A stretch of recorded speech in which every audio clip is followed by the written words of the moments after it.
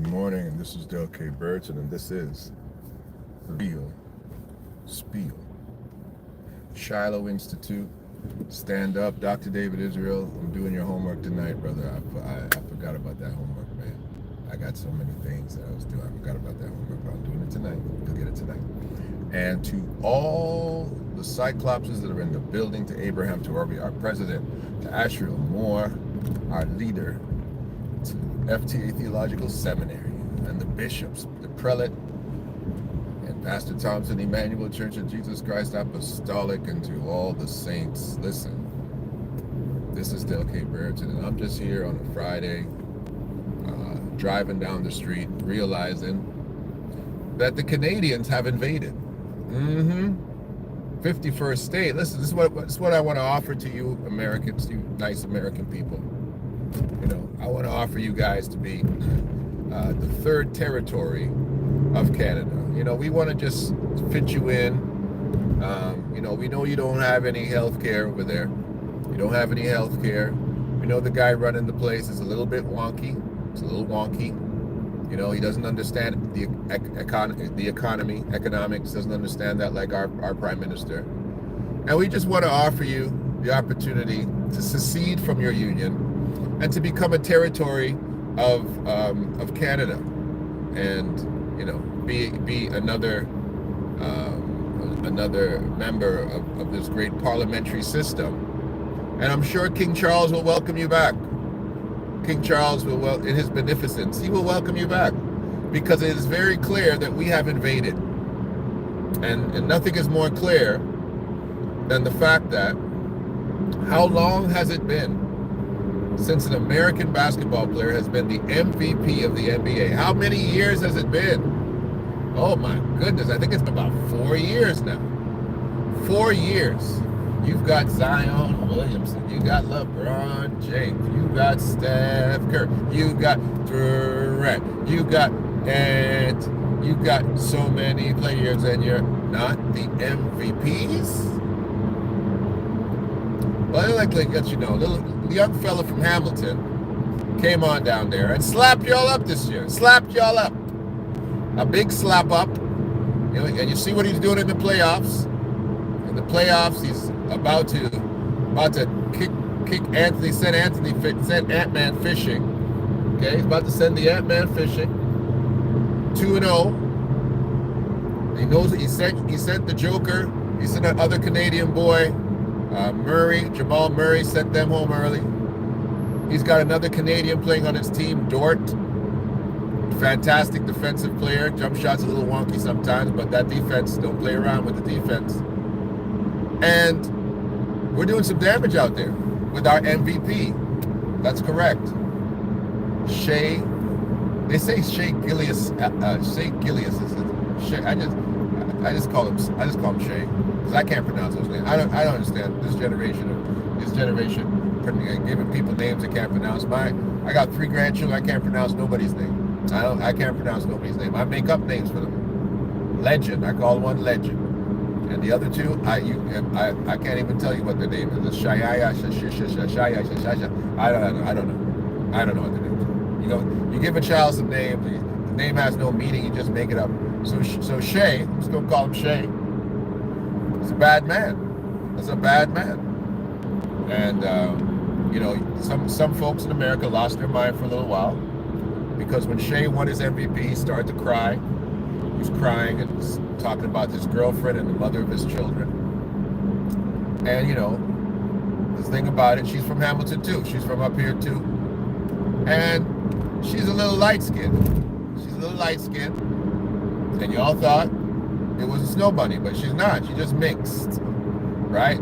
She just mixed up. She got a little mix in she, right? She got African in she, and she has something else. But she identifies as black, although she definitely can pass as white. But she's a black girl. As far as we're concerned, she's a Hamilton black girl. That's how they grow them up there. Up there in Hamilton, they grow them a little light. Go ask my girl Kia Nurse. My son was seeing her in high school. I should have been my daughter-in-law. I tell her all the time, that boy messed up when it came to you, Kia. Exodus Brereton, I'm gonna tell you right now, I told you not to mess that up. Don't mess that up. Mess that up. The Kia Nurse, light skinned too. She light skinned, but it's a black woman. So don't get excited, okay? Dr. Umar, don't come for Shay, okay? Because what do they used to say? One drop of black blood, you're black.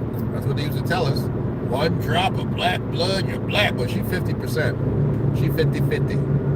And if you're going to call Obama the first black president, you can't mess with Summer. Leave Summer alone. Okay?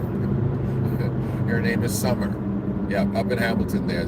Sometimes we have a little issue with assimilation out here in Canada, you know. So her parents decide to name her Summer. Her name is Summer. But leave Summer alone, all right? Leave her alone. She's black. And if she wasn't black, it wouldn't matter, but I'm just letting y'all know. Anyway, at the end of the day, rerunning things now. And we want to invite you to be a territory. We're not going to give you full province status. I know Trump wanted to make Canada a full state. I don't think you're qualified for that. I think we'll just make you a territory, kind of like Puerto Rico or Guam, you know what I'm saying? We will give you a passport, but we won't let you vote. There's too many of you. And what you might do is you might just vote one of yourselves in. No, we don't want that. But we'll let you have all of the rights and, you know, let you come over here in the wintertime and snow and ski, play in the snow. Let you do all that stuff. Swim in the Great Lakes, fantastic lakes. Send you up to Grand Bend. You get to Grand Bend, you think you're in Florida. I'm telling you, white sand beaches in Ontario in the summertime. You'd love it. You'd love it up here, right? You'd love it. Black people, you would love it here because our racists are very covert. You never feel uncomfortable. They say hello to you in the elevator, right? They're fantastic people. Our racists are incredible. They don't do that up here. We've trained our racists very good to keep it to themselves. Just keep that to yourself, okay? And we have one of the greatest mosaics. We don't call Canada a melting pot because we don't believe that all cultures should melt together and become one. They don't believe that up here. They believe in a mosaic. They believe you should bring your culture and add it to the tapestry of Canada and create wonderful restaurants of your own culture. We don't want to just eat the same food all the time. You know what I'm saying? We don't want to be just eating hamburgers all the time. Sometimes we need to go over there and eat some falafel and some curry chicken. And sometimes we need some Persian food. I don't know what to call it. I don't know what that is. You know, we've got such an array of foods. That was one of the hardest things when I went to when I went to Africa. When I went to Ghana. Sorry, Ghana. Not a lot of selection of different types of food. I took Toronto for granted. I could just open up, skip the dishes, Uber, and I'd be like, oh wow, what do I want to eat today? Where do I want to go? Where do I want to go in the world? Do I want to eat Syrian food? Do I want to eat Jamaican food, Trinidadian food? All right. Do I want to go to the Middle East? What do I want to do today? Wow. What is wrong with these? My goodness. Anyway, fire engine just cutting off half the road. And so I took that for granted, that we have such a dynamic diversity of our palate. You guys would love Canada. I'm telling you, you would absolutely love it here. The only problem is, you know, if you need a doctor's appointment, you got to wait 2 weeks or more, because free healthcare. Every nutcase is sick every day. Every time you got a little itch in your throat, you're like, oh, I think I got to go to the doctor. It's free. But Shea is a bad man on the court. This is what I wanted to say about Shea for the basketball heads. Isn't it crazy how much he looks like Kobe Bryant and how he plays? Not how he looks, but in how he plays. All of his movements are methodical. It is very Kobe-like. Mamba mentality is in this kid. And it's very eerie to see, like, oh my gosh, this guy literally plays like Kobe. Literally. Except he's a pass-first player. Kobe was not. He makes everybody on his team better. Kobe was not. Okay? He doesn't lead with ego. Kobe absolutely led with ego. But he's every bit the player Bean was. And he looks like Bean. He's got every move Bean has and more. It's quite incredible, actually. Good morning. I want to say your name properly. Hashan. Is it Hashan? Sean, yes. How are you? I didn't see you. I didn't see you. I apologize. Hello to you. What's going on? Thanks for coming on the spiel. Thanks for coming on the spiel. And I know a lot of my listeners, you come here for some of my political diatribe and whatnot. But I cannot leave out the fact that one of the diaspora that is under the same sun as I am has now pierced the veil of being an NBA MVP. The first Canadian MVP was a white guy, right? The good thing is he was a white guy from South Africa, so he's really an African. So Nash, he makes the cut, and he's one of the greatest human beings I've ever met. Guy, amazing guy. Come to the cookout. Shoots. We had no issues with him at the cookout because he's one of. Absolutely, we raised him ourselves. That's what I'm talking about. So he's a South African Canadian, and yeah, he's one of the team, baby. He's on the team. But Nash won 2 MVPs. It's like, what? 2 MVPs. No championships. 2 MVPs. Shea's about to win a championship. I'm going to tell you right now. Shea's about to win this championship. I already saw it in the spirit. I saw him and Williams hugging each other, got the hats on backwards and thanking everybody and talking. You know, Shea, even Shea, when he speaks, he kind of has that Michael Jordan, Kobe kind of way of how he talks. And when he wins this championship, and when he wins this MVP, look out, because they're young and they're deep, and they're about to be a dynasty. Kevin Durant couldn't do it. Russell Westbrook couldn't do it by themselves in OKC. Okay, Kevin won a championship by piggybacking on Steph. His championship doesn't count. Right? Then we got the beard, James Harden couldn't do it. Imagine if you guys just stuck in there and held together. Imagine James Harden, Russell Westbrook, and Kevin Durant, if they stayed together, what that team would have been. How many championships these guys would have had if they just stuck it out. That's a shame, really, it's a shame. If they just stuck it out. All of them have become journeymen. And all they had to do is say, no, we're going to win a championship, come on, we're young, we're going to win. Let's take it easy. These are our growing pains, we're going to be fine. Nope, I want to win now, it's your fault. Shea and them are going to stick together. Shea just brought his entire teammate Rolex watches after he won the MVP. See, that's leadership. That's what Canadians do. We've got leadership in us. That's right. That's correct. We've got leadership. Especially us. And so, what you guys have is you have a Canadian invasion in your midst. Right in front of your face. We've invaded you. We've taken your most popular sport. Yes, basketball is the most popular sport now in America. It's not baseball anymore. Your greatest pastime. Basketball, NBA basketball is your greatest sport, even greater than football, because there's 3 iconic guys that I can name in basketball that no 3 iconic guys in football can match in the last 50 years. Right? And I can name more than 3. Michael Jordan. Who's the Michael Jordan of the NFL? You don't have one. Before Michael Jordan, Dr. J. Who is the Dr. J of the NFL? You don't have one. LeBron James. Who's the LeBron James of the NFL? You don't have one. I can go further. Magic and Bird and Kareem and Wilt. You don't have one. You don't have one. So basketball has the most iconic sports figures in maybe the last 100 years of sports. And the only people that you can add to that are Muhammad Ali, Pele, and let's throw in Gretzky. And yes, we got to throw a couple of these soccer guys over there. A couple of these little soccer guys. We got to throw those guys in there. Ronaldinho and the other guy. I don't follow soccer like that. You know, I gave Gretzky a big up. Because he's a Canadian. I got to give Gretzky a big up. All right?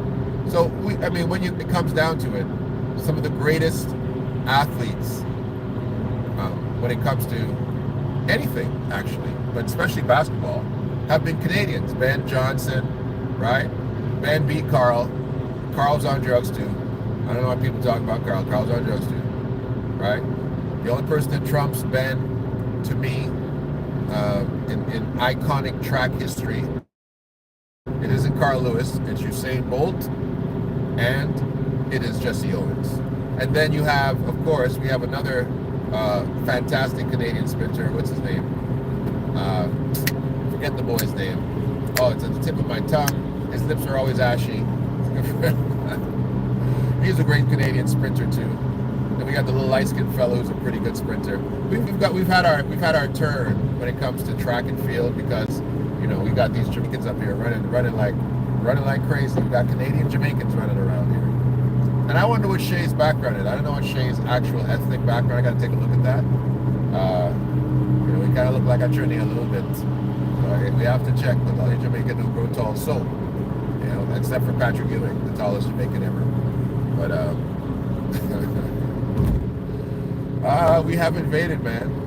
I saw the game last night, and they put a shellacking on. We say things like that up here in Canada. Part of our assimilation. They put a shellacking on the Minnesota Timberwolves last night.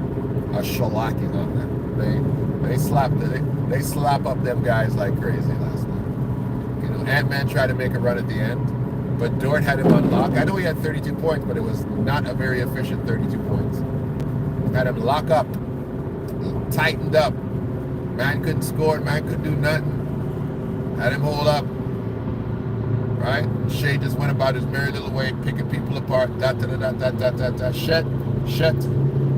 You needed to have a better game now. You're too big for that. In Trinidad, they would say, hey, don't behave so. You're too big for that. You're too big for that. This guy, he should have had a much better game. Some of the things I saw him not doing, I find he's too big for that. Right? And then, of course, you got Williams, who's just the consummate pro. Shea said it best. There's nothing this guy can't do on the basketball court. Apparently he's second. I think he's second team defense, but he's all-star too. Fantastic, man. That's a great team. That's a very great team. Deep team. Big up to Gary Durant. Gave me a little breakdown. Said the team is very deep. I was kind of surprised too. I was like, I don't know why this team is so good, but he was breaking it down. So big up to the agent, Oakwood Collegiate, Gary Durant. Gary, man, we gotta go check a game, brethren. We gotta check a playoff game. I have to call you. I said, I'm coming to your house. I said, I'm coming to your house, and I'm coming to your house. Because I know you have that agent money, and then you have different drinks in your bar. All right? I want some. What is that drink they have? What's that drink? The Douce. Break out the Douce, Gary. We're gonna have Douce Fridays. I'm gonna call you right as I get off this. I ain't gonna make you a game. That man, you see Gary goes out to events. He's about 6'4", and he wears a 10-gallon cowboy hat. 10-gallon cowboy hat. He's 6'9" in that hat. You can't miss him. My man, Oakwood's finest. Listen, I'm happy because when we start doing things in basketball, it warms the cockles of my heart. Because for so many years, Canadian basketball players have been told by American coaches, oh, you Canadians are soft. You Canadians can't play at the same pace as Americans. You Canadians can't do this, and you Canadians can't do that. But the funny thing is, when Americans come to Toronto, I'll give you 3 places where you get your butt, your behind, slap up. You come to Toronto, we slap you up. You come to Quebec, we slap you up. And the third place that people don't realize are some of the greatest basketball players in Canada is you go to Scotia, Nova Scotia, to those loyalists down there, to those Aboriginal blacks down in Scotia. They're Aboriginal. They are indigenous to Canada because they fought for Canada and they received loyalist status. That's right. We've got indigenous black people in Canada. You know about them? They're called the Black Loyalists. So basically, they were American slaves who said, we ain't sitting around for this. And they fought against the Americans on the side of the British. And the British promised them that if you fight for your freedom and fight for us, we will bring you here to Canada, we will make you free, and we will give you land. And the British promised almost everything. They fought for them. The Loyalists fought, right? They got to kill slavers. They got to kill people who were killing them. They came up to Canada, and Britain said, here you go, take this wonderful place called Nova Scotia, where the land, you couldn't even farm on it. Couldn't even farm on it. Terrible land. They gave them the worst possible farmland they could give them. Imagine. The story continues from there, but for present day conversations, some of the greatest athletes coming from Nova Scotia. They're fantastic athletes, fantastic basketball players. The Toronto brothers would go down and play in the Nova Scotia League, and to my understanding, and I never went down, which is probably why this happened, they never came back with a win. They used to lose to the Nova Scotian team all the time, but I never went down there. I never came down there. I wanted to, though. When I was younger, I wanted to, but I never came down there. If I would have came down there, ain't no Scotian taking a W away from me. Ain't no Scotian stealing victory out of my mouth. But those boys can play basketball. 3 areas of Canada that Americans come and take L's all the time: Toronto, Quebec, and Nova Scotia. All the time. Don't play with them. And Vancouver can say, don't leave us out. Don't leave us out, because we got some great guys from Vancouver playing in the NBA right now. I can't leave those guys out too. We got some high flyers playing the NBA right now, right? And speaking of, like, some of my favorite basketball player, the villain Dylan, I call him the villain Dylan. That's my favorite guy. I love that guy. He doesn't give anybody any chance. The villain Dylan. That's what they should call him. He should get T-shirts made out of that. I should get any kind of royalties because I gave you that nickname. The villain Dylan. He's a Canadian boy too. Doesn't play around. We've got a large amount of Canadians now on the team. The only problem we have is when we go to national competitions now, we've got these idiots in Canada who still cannot coach.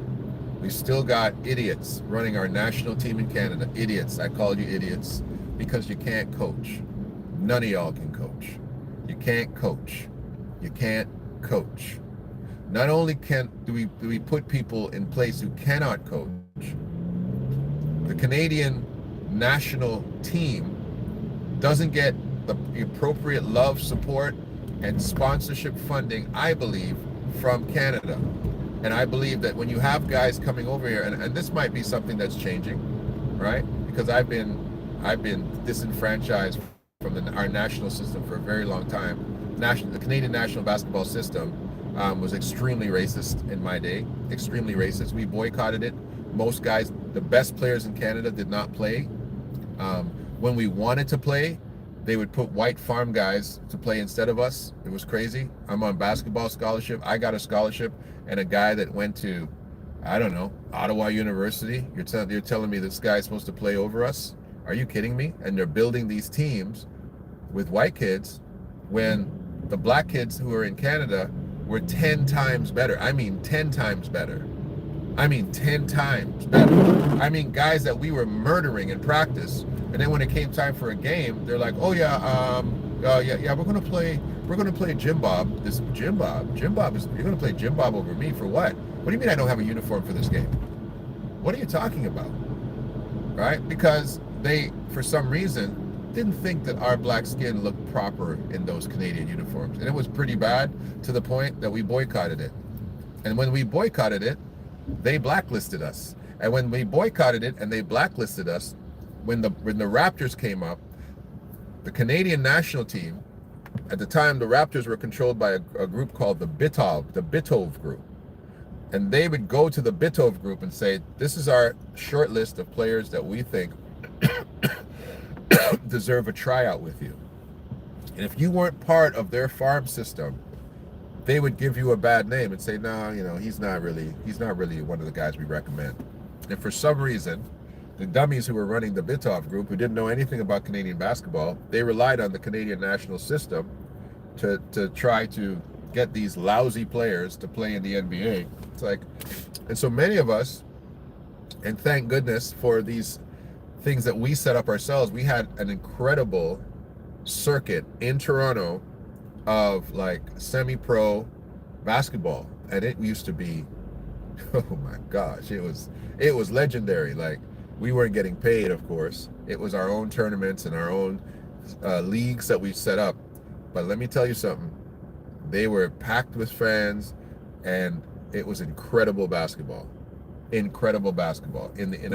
After I came out of university and came back here, joined the police force, and I played basketball in Toronto for years in incredible leagues. We used to play against the universities, slap up these university kids. It was great.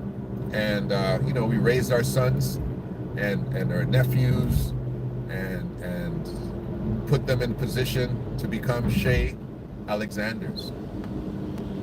And it's a long tradition of Canadian basketball. Shea Alexander is not just a kid, an anomaly.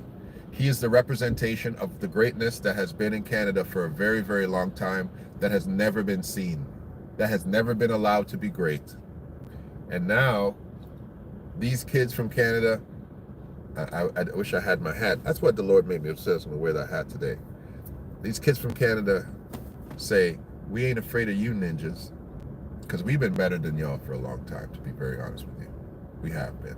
And I'm not taking away the greatness. Like, we've never had a Canadian as good as Michael Jordan. I'm not going to play like, I'm not going to joke around. We've never had a Canadian basketball player as good as Magic. We've never had a Canadian Kareem Abdul-Jabbar. We've never had that. But guys who are NBA level and could have been playing in the NBA, we had a lot. We had a lot of guys who would have been great NBA players, me included, who weren't given a fair shake simply because we came from Canada. Like, a lot of us, one of the greatest players I've ever played against, a lot of us didn't go to the right universities because, we got mid-major scholarships when we really should have gone high D1. But I'll give you an example. One of the greatest kids that played in Canadian basketball went to a school called Runnymede High School. His name is Wayne Robertson. And for those from Toronto know who I'm talking about. Wayne Robertson, the Fridge. Okay? And I'm using him because we've had some other great players too, but they're cookie cutter type of players, 6'7", 6'6", basic type of small forward type players. And we can say, he might have been okay, but Wayne Robertson was 6'7", maybe 350 pounds. And so not tractor trailer, not like Trailer from Michigan. He wasn't built like that. He was built more like Zion Williamson, and absolutely unstoppable. He was our Charles Barkley. He could leap, he could run, he had a soft touch, he had a voice like Mike Tyson. He was strong as I was strong, but Wayne was a different type of strong. We called him the Fridge. And he was the Division II Player of the Year, right? He went Division II. He should never have gone Division II. I went D1. I had hundreds of scholarships. And if I went D1, there's no reason that Wayne Robertson shouldn't have went D1. People talked about his scholastics and whatnot, but let's talk about the basketball aspect of it. He was not just a D1 player, he was a high D1 player. And if he was the MVP of Division II, if he was the National Division II Player of the Year, don't tell me that he couldn't play D1 basketball, okay? Because he was that good. And he was never drafted, and to my understanding, he was never given an NBA look. Like, if Scottie Pippen, who I believe went D3, and we know Scottie's situation when he grew from like 5'9" to 6'7", and it's transformational in respect to his growth and everything. But if Scottie could get a look from a D3 school, Wayne Robertson, in my opinion, the most enigmatic high school basketball player Toronto has seen in my era. A guy that big, that strong, that talented. Like, 6'7", 350 pounds. Don't play with me. Like, this dude was, he was a fridge. Okay, he definitely was a fridge. And I had great games against him only because I said, I'm gonna run this big man to death. I was just like, it's a track meet. You want to play basketball? I'm gonna play a marathon. I was running him to death. But 1-to-1, I couldn't cover him. It's too big. It's way too big. It's way too big. And very explosive player. And he should have been in the NBA. Right? Should have been in the NBA. Simple as that. And I can name a lot of guys. But I'm going to use him because you can't tell me there was more guys. There's other people in the NBA built like him. You see what Zion Williamson is doing. So imagine a guy who's 40 pounds heavier than Zion, but moves like Zion, explosive like Zion. And he was there in the early 90s. So you can't tell me if Zion can't play, he can't play. So anyways, I'd like to, again, extend the offer to America if you would like to become a territory of Canada, since we're taking over. I want you to get in here while it's cheap, while your dollar still has a value. Convert your money over to Canadian right now, because your American dollar, with all these currencies, with the Kuwaiti dinar, with the new Burkina Faso digital currency that's coming out, that with the people are going to reinvest in the euro. People are definitely gonna lock down on the British pound. America, your currency is about to be destabilized. I'm telling you right now. I'm telling you in advance. You want economics? Your currency is about to be destabilized. Let me tell you why. Because America would say, in order for you to buy American weapons, because that's what America does. They trade weapons. That's the biggest thing they have. They don't give anybody anything else. They give them weapons. Two greatest arms dealers in the world is America and France. America says you have to have reserve American currency. You gotta buy it with our money. And they're very smart about that. Right? You gotta have American currency. We don't want your money. We want our money. Very interesting thing, right? Because we trust in our economy. We want you to be using our economy. That means you have to have reserves of our money. That means you have to be invested in our economy to buy our stuff, right? And so what's going to happen is when North Korea, Pakistan, and Africa in general become the new arms dealers of the world, there's not going to be a need to shop in America anymore. And that's what's happening. North Korea, Russia, Africa, and I'm believing in Pakistan is going to be part of that too. You're going to have individuals who are building massive munitions, led by North Korea, right? Kim Jong, let me tell you something that's going to sound crazy. Kim Jong is the hope of the free world. Yeah. Because that guy is sitting there saying, I want more. He's got about 300 munitions factories in North Korea, 300 of them. I don't think you understand the capacity of what I'm talking about. 300 factories that just are creating weapons and weapons and weapons. The problem with Kim Jong's weapons is they're all derived in Russian specifications. Because he started his arsenal from Russia. So he's going to have to technologically make those things work for people who don't speak Russian. But what happens is when you have these great munitions creators, manufacturers, you have people that if they're smart, they're gonna say, you gotta buy these in our currency, not in American currency. We don't want their currency. You gotta buy it in our currency, and that's gonna change the economy. Anyways, Shai Gilgeous Alexander, SKG, SGK, SGA, SGA. Congratulations, brother. Much appreciated. that you're making us look so good. You're such a great statesman. You're such a great spokesperson for basketball. You're a good family man. Go marry that girl. And, you know, go ahead and keep winning, bro. We're proud of you. Canadian basketball players are proud of you, and the world's looking at you. And lead us to victory. OKC is now an extension of Canada. Come on down. You're at new territory. I'll talk to you guys soon. It's Del K. Brereton. This is The Real Spiel.